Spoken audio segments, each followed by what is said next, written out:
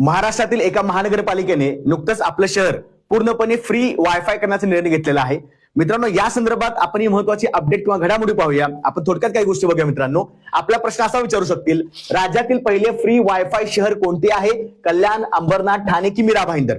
याचं बरोबरचं उत्तर मला कमेंटमध्ये टाका। आपण थोडक्यात माहिती घेऊया। मित्रांनो, राज्यातील पहिले फ्री वायफाय शहर आहे ते मीरा भाईंदर हे आहे। लक्षात ठेवायचं मित्रांनो, सार्वजनिक ठिकाणी नागरिकांना मोफत वायफाय सेवा प्रदान करण्यात येणार आहे, असं त्या महानगरपालिकेने निर्णय घेतलेला आहे।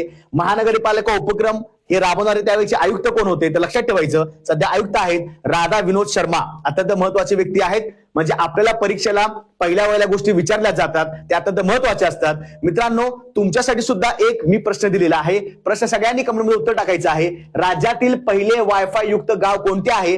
4 पर्याय आहेत, पर्याय व्यवस्थित वाचा।